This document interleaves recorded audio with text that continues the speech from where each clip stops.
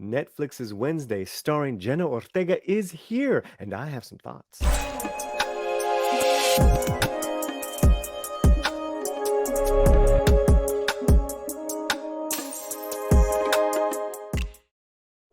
Paulie here on the Latino Slant. Make sure you are subscribed. Hey, if you like, send us a super chat. We really appreciate it. Every single cent, dollar goes a long way into this channel.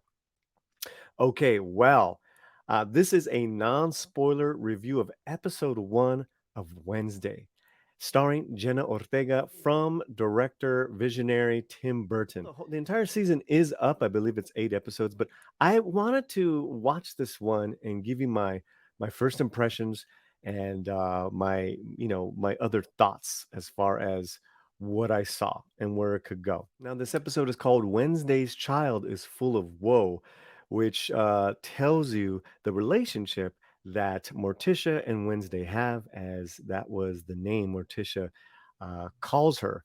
And let me tell you right now, I went in thinking that this was going to be a Adams Family 2.0 or continuation. It's not. And once I got past that, boy, did I not only enjoy myself, I was entertained, I was impressed, and I'm ready for the rest of the season. So here we go. The star, Jenna Ortega. She is fantastic. I cannot take my eyes off of her eyes for 1 second because of her deadpan approach. It's all in the eyes. Her timing's fantastic, and of course, being the kind of miniature person that she is, it works. It works a lot in a lot of scenes. What I was really impressed with was the writing of this episode. And this is to my own detriment in kind of believing or reading some of the negative reviews before going into it. I was like, oh my God, this is going to be awful. I don't know what. No, no, no, no. It actually was the opposite. There's so many great characters. And let me just tell you some of the cast members without giving you spoilers, without blowing anything in the storyline, because I want you to go see it. And I want you guys to come back and comment and let me know. Gwendolyn Christie from Game of Thrones is in this. She's fantastic. Let me tell you something. All these characters, every single one of these characters, and it goes back to the writing, there's so much mystery and so much to unfold. It's perfectly set up, this world, this new world that Wednesday goes into, that you just got to keep watching because you're like, wow, that character's interesting. And that took a turn. So for a first episode out the door, I was actually, I think it's almost an hour. I was actually blown away with how much they covered, the pace. And in some of the reviews, people were saying it was boring. Hardly.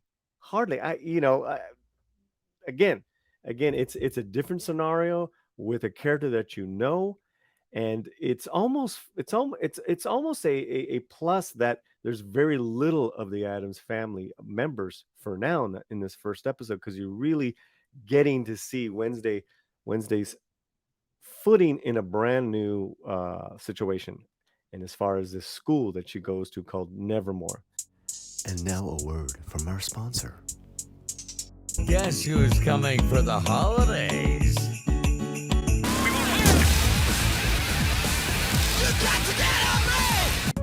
He knows if you've been naughty.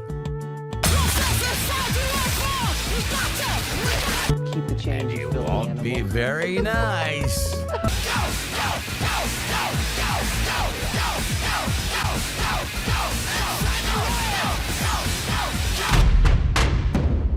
Hey kids, it's me, Kevin Smith, and I got an announcement for you. Looking for an innovative way to advertise your new film, comic book, or novel? Consider the Latino Slant. Inquire now. There's some great comedic writing. I found myself chuckling many times in as far as her kind of throwaway liners to some of the things that she aspires to be or how she thinks. Also, too, her roommate is fantastic. almost a commentary on this generation's kind of connection to social media and wanting to belong, and kind of not only spitting in the face of that, but also shoot too showing just a little more, just a little complexity to this character you would just kind of blow away as a kind of just, this Gen Zer, kind of just shallow person, but there's a lot to her, which again goes back to the writing. So, with keeping it spoiler free, I will say another great character is played by Hunter Doohan. And I got to see this young actor in a television series a few years ago called Your Honor, where he plays the son. Great dramatic actor. It was great to see him in this. I will give you one little treat of a spoiler in as far as their interaction. Wednesday is in the local town called Jericho, where she is looking to escape.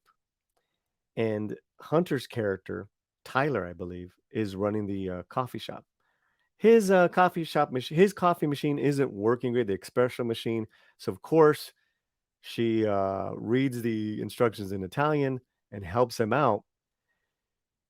He is a character of principle, which she likes, and you can tell she likes it. It throws him off, it throws her off, and there is great chemistry there.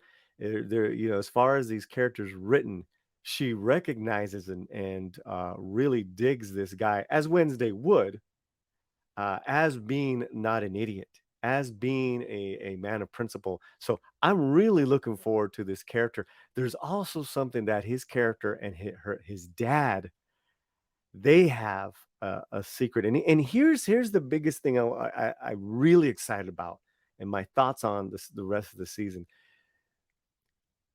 There are secrets and past history that Morticia and Gomez Adams have with Jericho, with Nevermore, that Wednesday has to uncover, because all these characters in town and Gwendolyn Christie's character, some of these other characters that are in at Nevermore, they're all connected and they all have this past. I thought that was great. I thought that was fun. It was really cool. Organically too, they tell the in the writing, they tell you that this is a Latino family. There's two moments, and I will end it here, right? Really small spoilers. When Morticia is saying goodbye to Wednesday, to for her to start her first week of school, and this whole episode is 1 week long, the first week of her at this new school.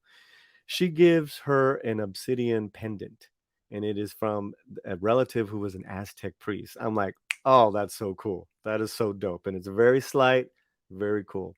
Another one is in the scene where later on, a few days later on, Wednesday is writing. She commits to writing 1 hour a day on her novels. And she's writing um, some words down in a typewriter, and the song La Llorona she is playing on her record player. And I don't know if you guys picked up on this, if you're not familiar with the culture or with that song, you know that the song, the legend, is about a woman who just drowned her kids in the river. No sé qué tienen las flores, llorona. She's she's crying and bellowing in the song. I mean, you talk about disturbing. Perfect. Also, too, the look of this thing, Tim Burton, but accessible almost towards a, like this kind of just new generation. And when I say that, it's just a good looking show that Tim Burton has put together. The cast, the faces are so distinct. There's not a bland or kind of unremarkable looking actor in this that Tim Burton does so well. So I was really impressed. I want to know your thoughts. Hit me up. I will be doing a episodic breakdown. Um, let's go for it. Probably like per episode, even though the whole season is up. My thoughts are on where this is going to go is that as she's trying to figure out the past history, I see that she has an ability to foresee certain things. I really like it because she has no idea what it is. So she has a lot at so her stakes are going to be raised. She definitely has now a desire and a reason to stay at the school, whereas before in this first episode she was just trying to leave.